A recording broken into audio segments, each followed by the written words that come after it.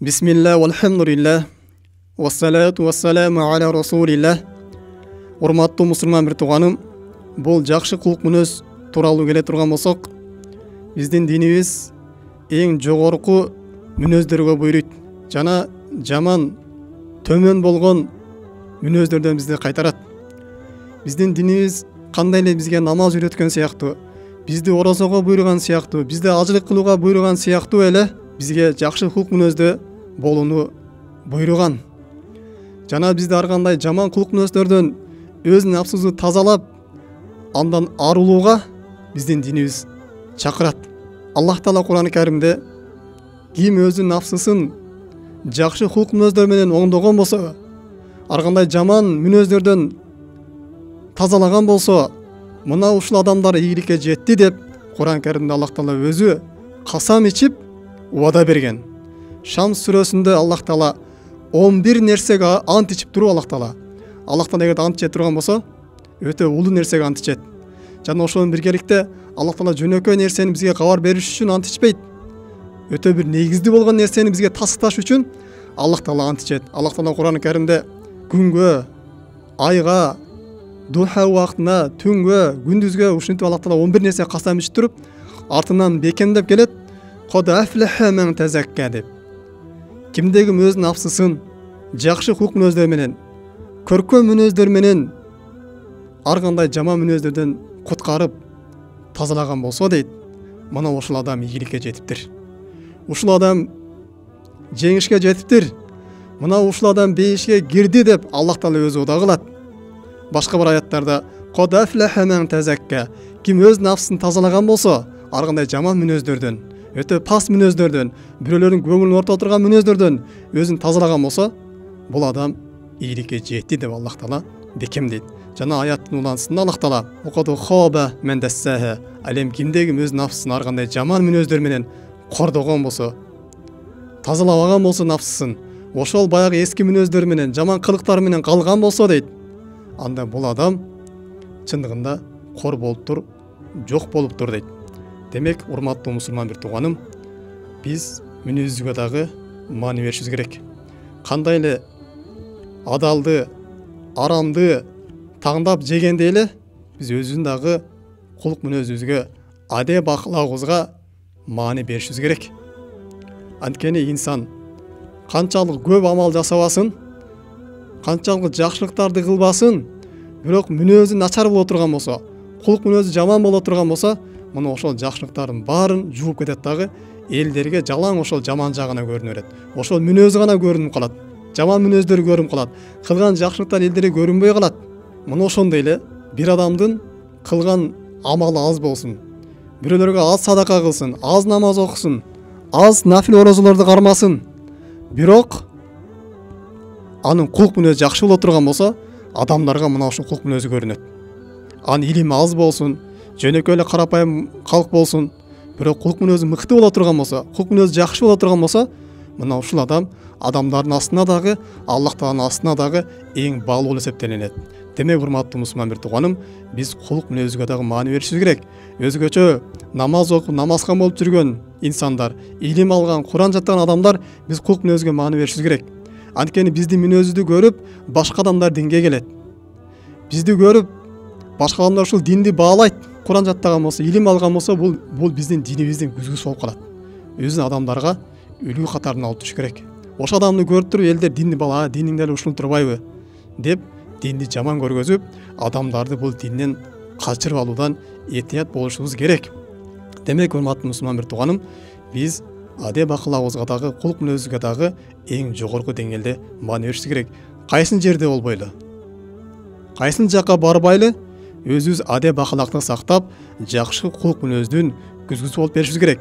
Пайгамбар саллаллаху алейхи ва саллям бир хадистеринде бизге мондойча насаат кылат: иттакилла хайсума кунт. Кайсыл жерде болсоң дагы Аллах Тааладан корккунуң. Ватби сайятал хасана. Эгер күнөө иш кылып ала турган болсоң, артынан жакшы иш кылып койгунуң, тамхуха, мына ошол сенин күнөө ишиңди жууп кетет. Ва халикин наси би хулукун хасанин. Жана адамдар менен жакшы мамиледе бол дейт. Алар менен жакшы кулук мүнөздө болгунуң дейт. Аларга орой болуп, аларга текеберленип, аларды кемсинтип, мына ушундай жаман кулк мүнөздөрдөн сен алыс болгондо пайгамбар саллаллаху алейхи вассалам бизди мына ушундай буйройт. Жана да урматтуу мусулман бир тууганым, бул жакшы кулк мүнөздөрдүн фазилети, сообу биздин динибизде аябай оор, анын орду бийик. Пайгамбар саллаллаху алейхи вассалам хадистердин биринде асқалу шайин фил мизан, кыямат күнү таразада эң оор боло турган сооп ал хулукул хасан дейт. Жакшы кулк мүнөз дейт. Жана пайгамбар башка хадистеринде ахаббу ибадуллахи илаллахи ахсану хулукан. Аллах Таалага эң сүйкүмдүү болгон пенделери булар адеп ахлактар жакшылары дейт. Демек урматтуу мусулман бир тууганым, биз кулк мүнөзүбүздү оңдой турган болсок, Аллах Таалага эң сүйкүмдүү пенде болот экенбиз. Биз канчалык ибадат кылбайлы, намаз окубайлы, бирок кулк мүнөзүбүз жаман боло турган болсо, анда Аллах Тааланын каары келет. Пайгамбар саллаллаху алейхи бир хадистеринде инналлаха юбгиду фахишал мутафахишал бади. Аллах Таала уятсыз, бузуку иштерди кылгандарды, тилинен жаман сөз чыккандарды Аллах Таалалар жек көрөт дейт. Аллах Таалага булар жакпайт дейт. Жана пайгамбар саллаллаху бир хадисинде акрабукум минни маджлисан яумал кыяма. Кыямат күнүндө мага эң жакын боло турганыңар ахсану хулукун. Силердин эң кулк мүнөзүңөр жакшы болгонуңар деп пайгамбар саллаллаху бир хадистеринде сыпаттап берет. Жана ошондой пайгамбар саллаллаху бир хадистеринде айтат: албетте жакшы кулк мүнөз дейт. Бул күнөөлөрдү эритип жок кылат. Кама тазибу шамсу ал жалида. Кандай эле күн музду эритип жок кылгандай эле дейт. Башка ошол хадистин уланысында пайгамбар саллаллаху алейхи вассалам жаман кулк мүнөз бул амалдарды бузат дейт.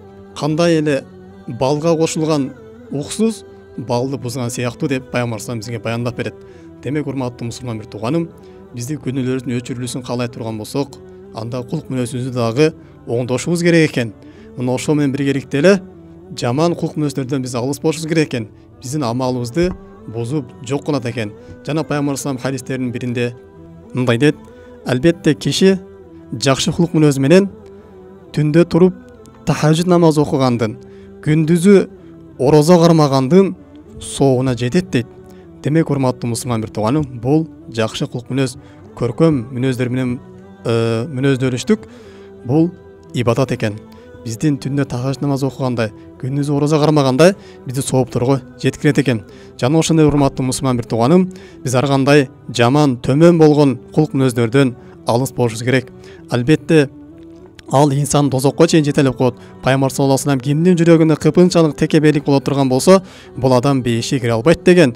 Пайгамбар саллаллаху алейхи вассалам силер жалганчы болбогула, жалган айтуудан эhtiyat болгула, анткени жалган айтуу силерди дозокко жетелейт деген. Аллах Тааланын астында жалганчы болуп жазылып каласыңар деп пайгамбар саллаллаху алейхи вассалам биз жалган айтуудан эhtiyat кылган. Жана пайгамбар саллаллаху алейхи вассалам убадаңарга бекем болгула деген. Эгерде силерге аманат берилет болсо ошону сактагыла деген. Эгерде бирөөгө убада бере турган болсоң ошону аткаргын деген. Ал эми убаданы аткарбай коюштугуң бул мунафыктын сыпаты, бул эки жүздүүлүктөн деп пайгамбар саллаллаху алейхи вассалам бул убадага каршы чыккандарды, кулк мүнөз ушундай жаман болгон адамдарды момундардын катарына киргизген эмес, бул мунафыктардын сыпаты деп пайгамбар саллаллаху алейхи вассалам ушундай сыпаттап берген. Жана ошондой эле урматтуу мусулман бир тууганым, кошунага жакшылык кылыштык, кошуна менен болгон мүнөздү оңдоштук, кошуна болгон мамилени оңдоштук, бул дагы жакшы көркөм мүнөздөргө кирет. Ал эми кошуна менен басышпай аткан болсо, тытышып аткан болсо, анда бул эң жаман кулк мүнөздөр менен мүнөздөлүптүр. Ушул адамда жаман мүнөз бар экенин бир далили. Жана ошондой эле кулк мүнөз оңдоштук бул ата-эне менен болот. Ата-энеге жакшы мамиле кылыштык, алардын кызматын кылыштык, аларга жылуу сөз айтып туруштук. Мына ушул дагы кулк мүнөздүн бир жакшы кулк мүнөздүн бир мүнөздөрү. Жана ошондой эле бир туугандар ортосунда ынтымактык болушту. Туугандар ортосунда ынтымактык болуштук, жана ошондой эле достор арасында ынтымактык болуштук. Эгерде бири менен уруш тарынышып кала турган болсо, кайра жарашып, мамилесин түздөп кетиштик. Мунун баары жакшы адеп акылак. Жана эле ошондой эле урматтуу мусулман бир тууганым, биздин динибиз адеп акылакка өтө бай, өтө көп жакшы адеп акылактарга буйруйт. Жана ошондой эле ар кандай жаман адеп акылактын кандай түрү болсун, мына ошол нерседен биздин динибиз кайтарат. Аллах Таала баарыбыздын адеп акылыбызды оңдогон болсун, кандай эле биздин сырткы дүйнөбүздү оңдогон сыяктуу эле. Субханак Аллахумма бихамдик, ашхаду ан ла илаха илля анта, астагфирука ва атубу илейк. Ассаламу алейкум ва рахматуллахи ва баракатуху.